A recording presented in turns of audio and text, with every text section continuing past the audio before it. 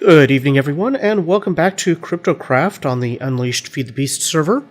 We are in the ravine here. I've been doing a whole bunch of work on getting bridges set up and different pathways back and forth across the ravine and different things like that.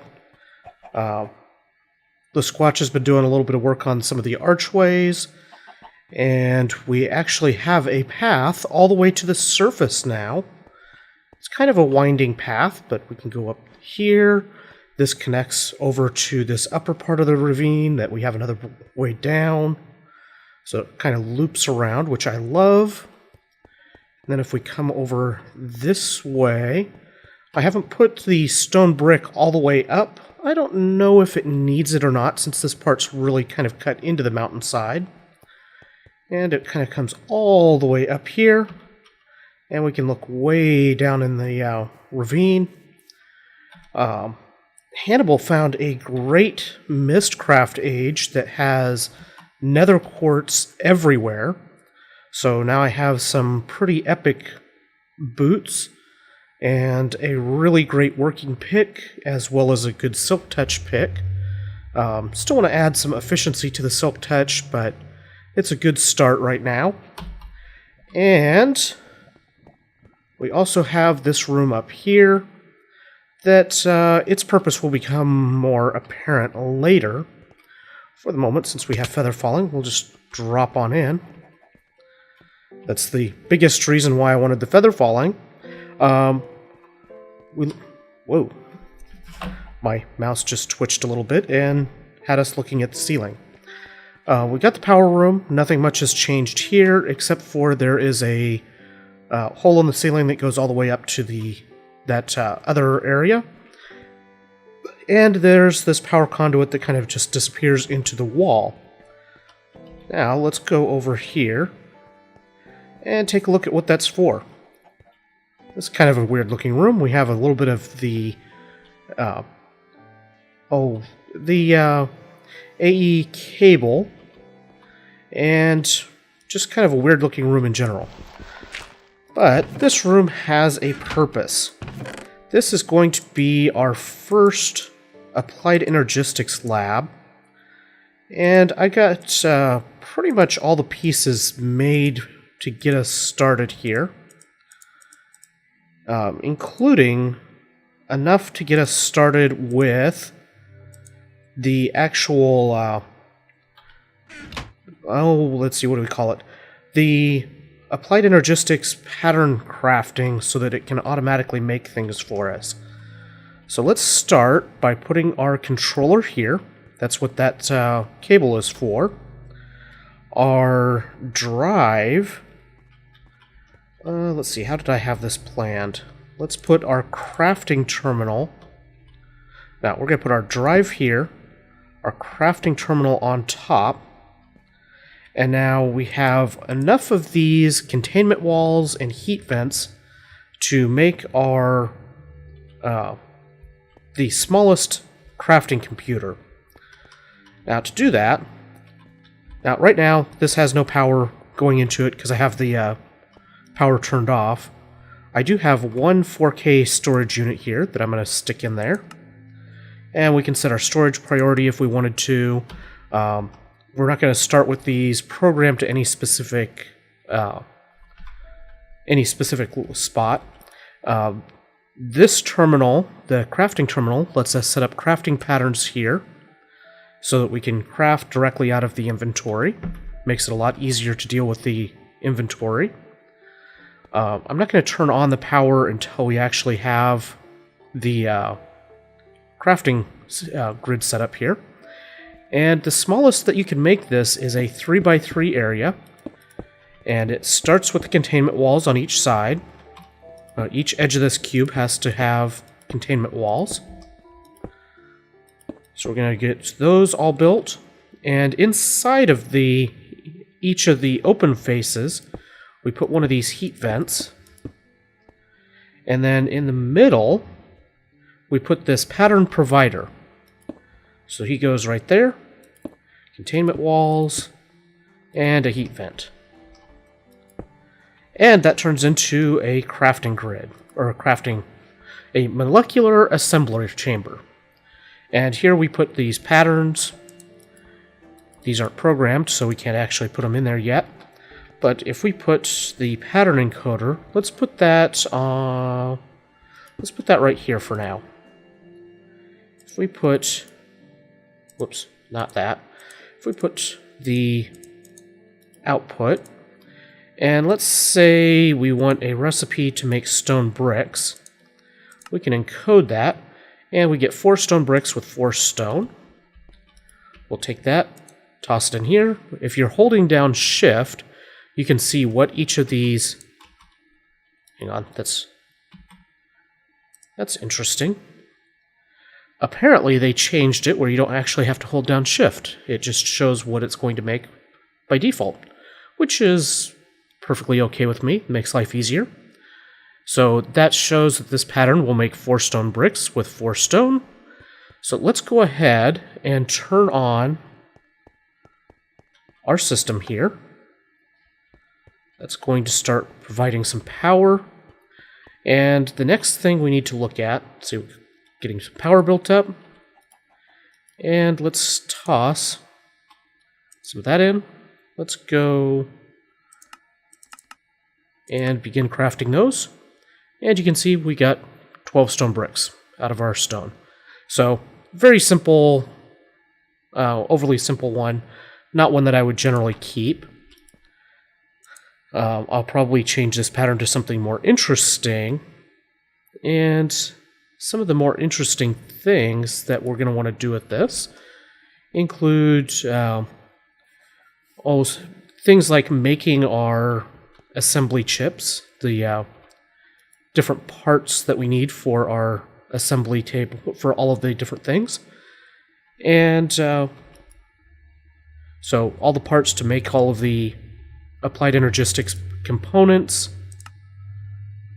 Let's go ahead and hit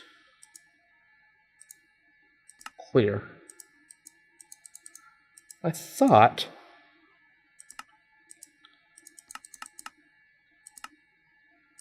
shouldn't I be able to set this up here? Usage. There should be a way to clear the patterns on these.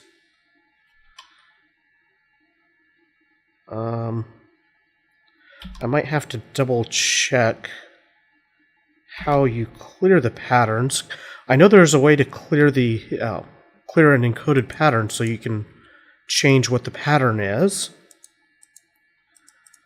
What happens if we say 3 of those? Well, I guess I can just re-encode it that way. Whatever, doesn't matter. Doesn't matter at all. The other thing I'm wondering is if I stick this in here, yeah, it just shows up that way and not in the assembler. So you do have to actually put it in the assembly chamber, which was expected.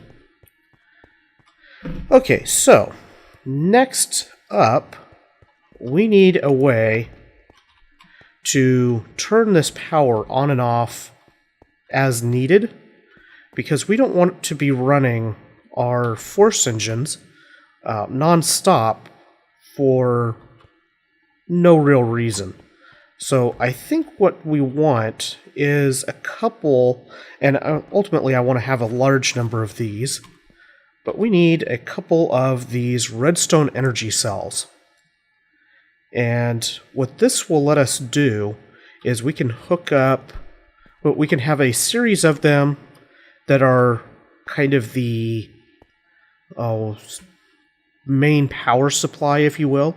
And this whole room will change into more of a power room instead of a mixed power and processing.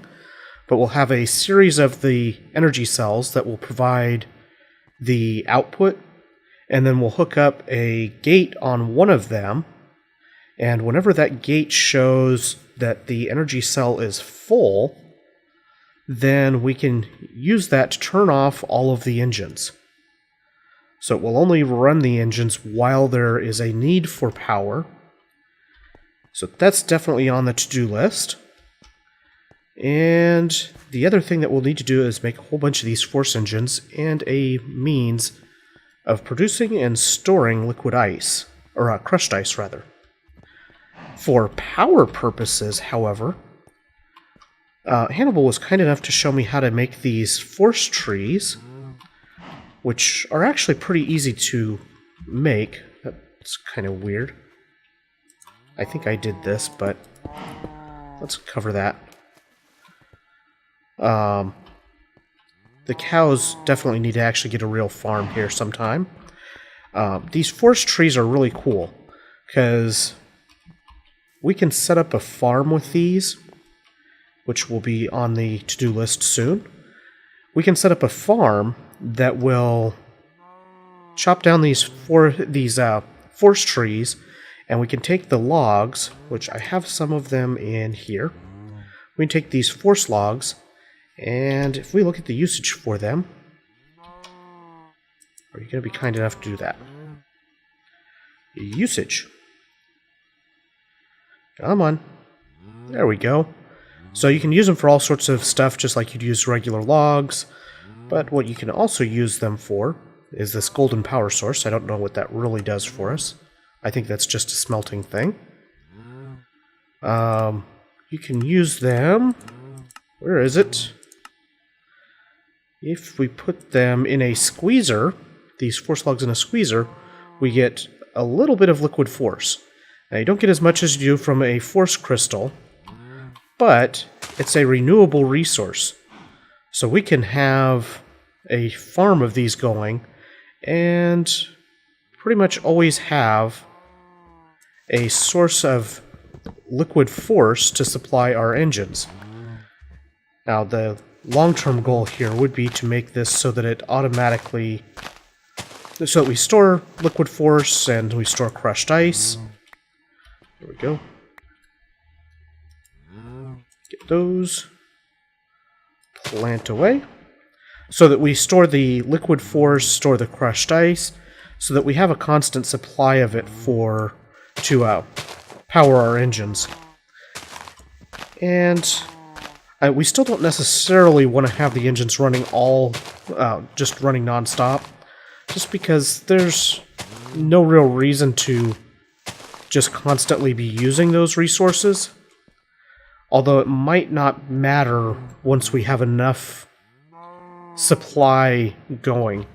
The force engines really don't use a lot of the liquid force, so it's not too big of a deal to have them running all the time. So that's going to be some of our next projects. I think what we want to do now, though, is now that we have our applied Energistics system, which obviously we got power that we're going to need to keep running, I think what we should do as a temporary measure is find a bit of cobblestone and make a lever. Let's see. We have wireless redstone. What does this take? I don't have ender pearls to spare right now. I think kind of what I'd like to do is have a switch that I could turn on in here that would turn the system on and off. But I don't know if that's going to be an option for a while. What I would like... I'm going to have to think about that. So the next big thing, big project thing on the list is to get started in bees.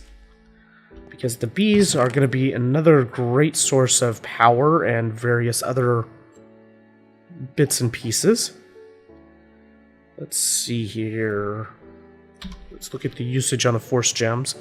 I'm hoping that there is a way that I can use the bees to make force gems. I don't know if there is or not. Doesn't look like it. At least not the gems. Let's see what other... because that should show up on its own pretty readily. Oh, you can use liquid force to make the force ingots as well. Interesting. And it actually takes less liquid force to make them. Interesting. Let's see. I want to look at these. Yeah, I don't know if there's a way to get them from bees or not, but that will be something to look into. Did I start making... I know I made some of the parts for this. There they are. Got a squeezer, a centrifuge, a thermionic fabricator. I've got some more empty energy conduits that I need to make a lot more of these. And a carpenter. There we go. I do need to make a lot more of these so that I can run the conduit all the way up to where I showed that bee area. Actually, no, I didn't say what that room was for. I just said its use would become apparent. So the room, let's go all the way back up there real quick, because it matters. Come around this way. There is another ravine that veers off. Actually, there's a couple more ravines that are partially connected. One of them, if we go up here, where that torch is at the center of the screen there's another ravine that kind of goes off underneath Hannibal and Flip's area that we may expand this into eventually. Not yet, though. This room here is going to be the first main, I don't know. It'll be the initial bee research lab. And we're going to need a variety of things in here. We're going to need some chests up here for sure. Don't have those up here ready yet. It's also going to need all of the genetic machines. I've got this path kind of cut out here that is going to be where we run some conduit so we can power all of the machines. And then all of the machines that require the liquid DNA will probably be in one row so that they can have the liquid DNA piped to them from behind. And maybe the ones that supply it, like the... let's see, what are they called? Gene pools, I think, is the correct one. This gene pool here that would be on, like, this wall maybe. And the tank might be behind here, partially visible. I'm not sure on that quite yet. And so yeah, that'll be how we supply power, or supply the BNA. And we'll fall down here because in order to get started, we need some power. And the only place we have power right now is in this room. So let's see, we need a carpenter. I'm trying to think how to lay these out, because we also need to have... we also need to be able to run a squeezer and push the output from the squeezer into the carpenter. Let's go like this. I think I can get... I've gotten a couple of these automatic wooden pipes. Let's see if there's any way that we can make... Where did they go?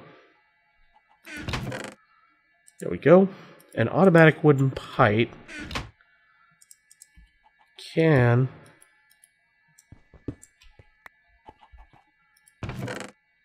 we turn this into an automatic waterproof wooden pipe? That would be a very handy thing to do. Let's grab a bit of this. We'll go back up here. And we'll stick it in the furnace. First, we got to get it out of the backpack that we were not expecting it to go into. Turn it into waterproof. Oh, that makes a valve pipe. That's not what we're looking for. Okay.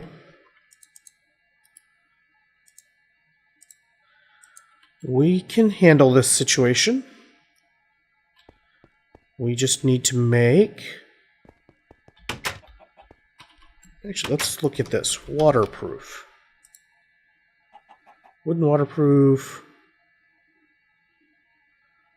Is there... There does not appear to be any sort of an automatic waterproof pipe. Oh, I know what we need. We need Liquiducts, which is just copper around hardened glass. I think we have that. We have copper. This is a very good idea. If we go just like this, we get some Liquiduct. We need our wrench, which is somewhere. I bet it's upstairs. We may have to move where we have the where we have our centrifuge in relation to the squeezer. I have too many things.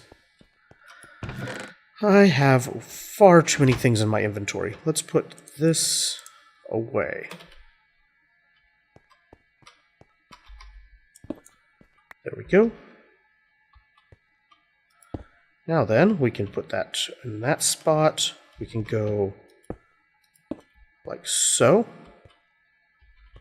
Why didn't that connect? Is the wrench here? Of course not. That would be too easy. I don't know where my wrench is at. Did I stick it in here? Ah, there it is.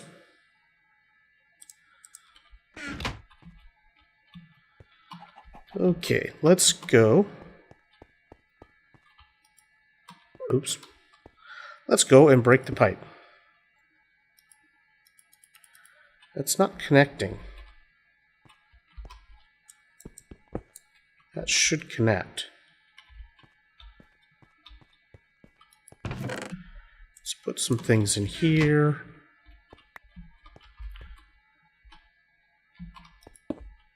Ah, there we go. Set that to output. Get the lever. We need a block.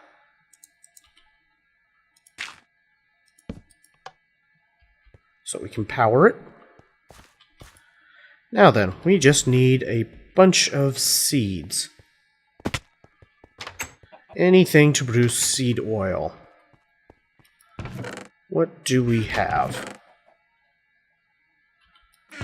I don't know if we have... Oops, not the saplings, the seeds. I don't know if we have enough seeds to do this quite yet, but I think if we go over to the Squatch's farm here, I think he has seeds hanging around here somewhere, maybe? Maybe.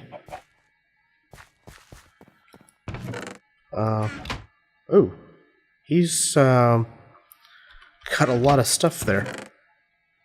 Ah, yes, we have stacks of seeds. I'm sure he won't mind me borrowing some seeds, since they will all go to the common good anyway. Okay, let's toss some seeds in here. Turn it on. And this should start putting seed oil in here. Now, the next thing we need is... I'm pretty sure this is planks. There we go, perfect. Now, once we get enough seed oil built up in here, we should be able to make the research table, this little guy right here, that we need for our bees. And once we get that, we'll go place it and do a little bit. Now, I don't have a couple of the components that we really need to make this work overall, because I don't have a lot of honeycombs right now.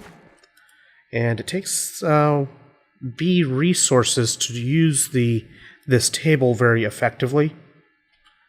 Otherwise, it's just a guessing game, and that's not really all that much fun. It should be close. Now, with the squeezer this way, I'll have to turn it, but we could actually use the squeezer to provide liquid, to squeeze the force gems, and force logs to provide liquid force for our engine. So we may do that as well. Come on, make.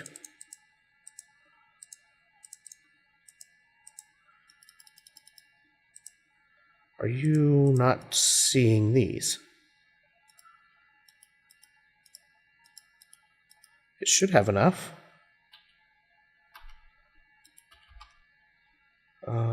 Let's see.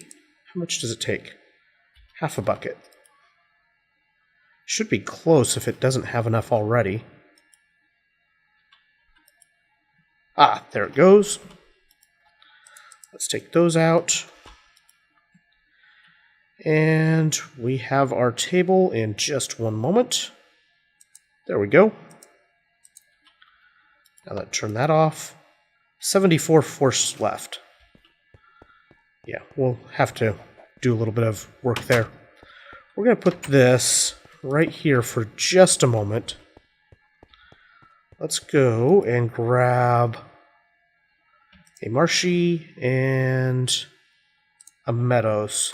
We'll use those for example purposes. We have one honeycomb.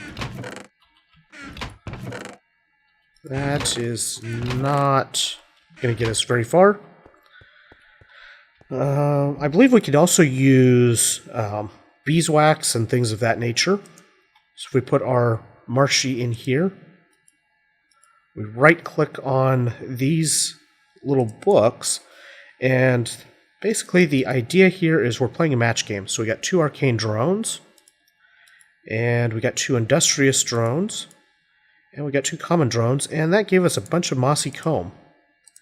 Not overly valuable in terms of what we're looking for, but what we are looking for are these mutation notes, and this actually is a good way of getting combs built up too, especially in the beginning.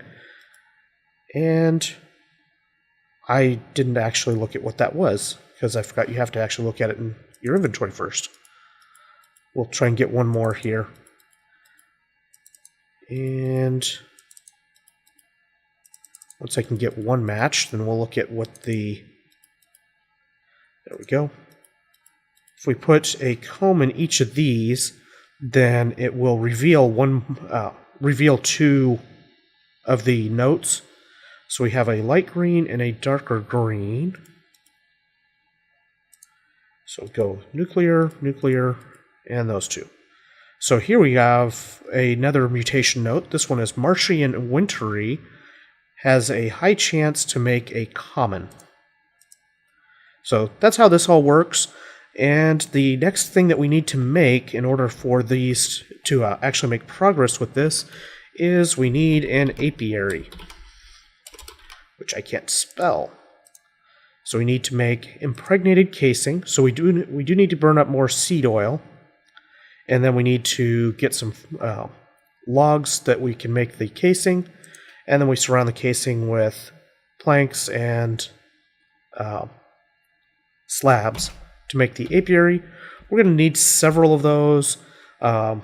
Ultimately, what I would like to do with a lot of these is have them hooked into the applied energistics system so that the components just get dumped into here, and even have recipes that use various carpentry tables that will push the supplies it needs into the carpentry table and then pull out the results. Not sure how well that's going to work, just because of the way the carpentry tables work, but I'm sure we can figure out a way of doing it. It might have to have a single carpentry table per output that we're trying to make, but I'm sure we can come up with a way of doing it. Then we can have things actually made in a more structured environment as we need it.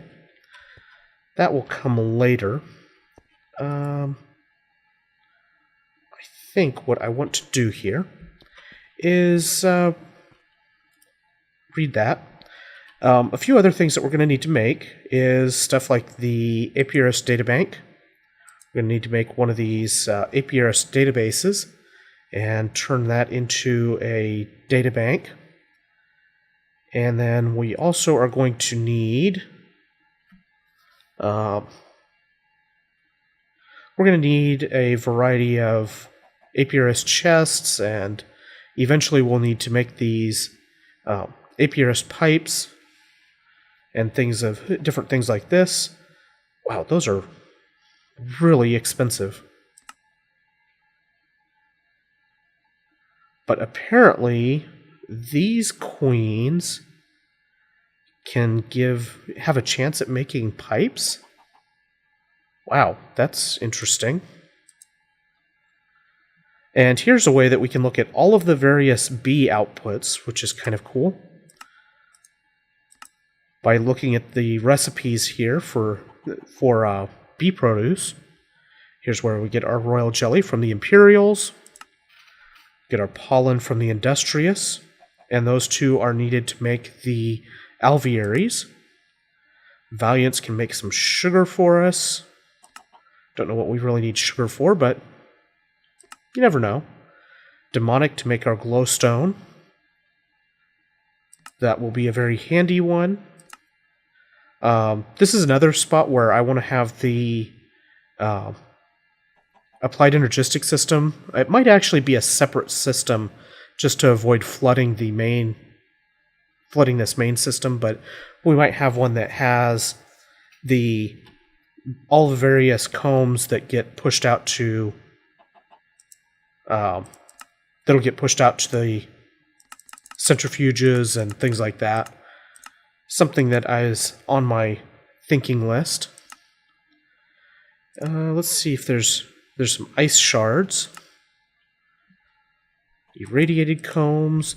This doesn't show you what the actual combs make without clicking on the combs. Like if we click on the irradiated comb and look at what the comb is used for. No, it's not showing me that. Oh well. We've got more of these ice shards. Looking through barren combs, dusty combs. All sorts of things here. Anyway, you can always look through this on your own. And I think that's pretty much going to do it for today. I hope you guys are enjoying. Oh, I just noticed we can make amber. We have a way of producing all the amber that we could possibly want through the resinous queen. And this is, I kind of wish that this part didn't show up, just because that kind of takes away some from the breeding research tables, but that's okay. I think the research table actually lets you increase the chance of these outcomes anyway.